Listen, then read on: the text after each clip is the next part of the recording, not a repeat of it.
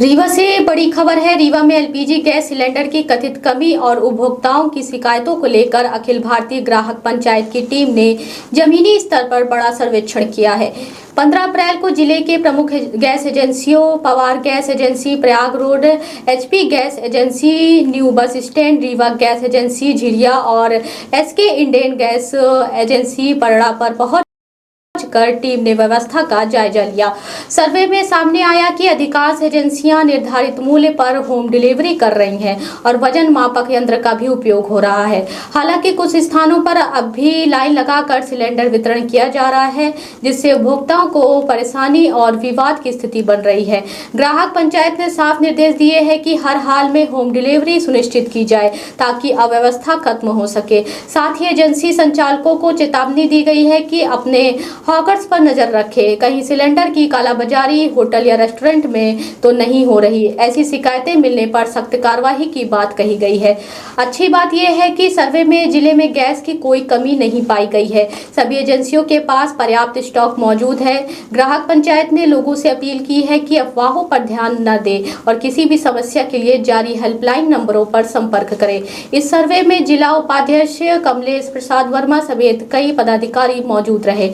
कुल मिलाकर रीवा में गैस की कमी नहीं बल्कि व्यवस्था सुधारने की जरूरत है और अब इस पर सख्ती भी शुरू हो गई है। तो जो नियम है अपने को कि ग्राहक को संतुष्ट करके ही सिलेंडर देना है, उसका लीकेज देखना है, वेट करके देना है, इस सिस्टम को ही फॉलो करवाइए। कल मैंने जब उनसे बात किया, फिर मेरी बात पूरी जानी है।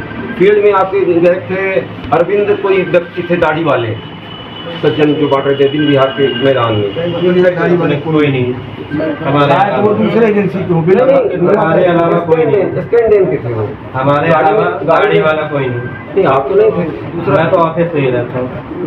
हमारे अलावा फील्ड में तो स्टैंड की गाड़ी थी, कोई भी दाढ़ी वाला मेंबर नहीं।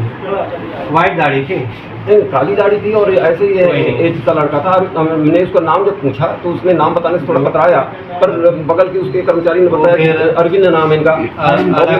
अच्छा, मैं वीडियोग्राफी भी किया हूँ, समय खैर नष्ट हो जाएगी इसकी फोटो दिखाने में, डायलॉग भी सब किया हूँ। ठीक है, तो यदि आपकी नहीं है तो कोई बात नहीं है, ये भी मैं मान लेता हूँ। पर आप तो पहली प्राथमिकता ये कि होम डिलीवरी करवाइए और हाकर्स के पास आपका वजन करने का मापक यंत्र रहे, वो संतुष्ट करके दे दीजिए। तीसरी बात ये है कि हाकर्स अलग से अतिरिक्त पैसा मांगते हैं। वो जब कहते हैं कि आपको तो जितना निर्धारित रसीद में आपने काटी उतना पैसा मैं दे दिया है, तो वो कहते हैं मेरी पेट भरता है, मैं कैसे चलूँ, ऐसा वो मेरे संवेदना प्रकट करते हैं।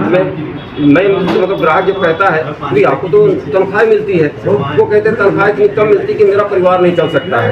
ऐसी स्थिति में कई भावनाओं से, आप तो जानते हैं हिंदुस्तान में सब भावनाशील व्यक्ति हैं, लगता है चलो हो गया 10-20 भाई दे दो और दे देते हैं, मैंने चलो इसका भी ऐसा। तो ऐसा उन्हें हार्डर्स को भी निर्दिष्ट रहे आपकी व्यवस्था के अंतर्गत कि वो इस प्रकार की मांग न रखे पब्लिक के बीच में, ताकि ऐसा कौन है जिससे पैसा मांगा गया, आप हमको बताइए। ये मैं बता दूंगा, हम जिसने पैसा मांगा हो उसको भी बताइए। ठीक है, हमारी एजेंसी में बिल्कुल नहीं चल रहा सर। ठीक बात है, मैं जानता हूँ। मेरी हर गाड़ी में तौलना भी रहता है, वेट मशीन रहती है। वेट मशीन तो जैसे पटेल हमारे इधर मोहल्ले में ले जाते रहेंगे बिहार में, उन्होंने तो बोला कि मेरे पास नहीं है। नहीं, गलत बोल रहे हैं वो।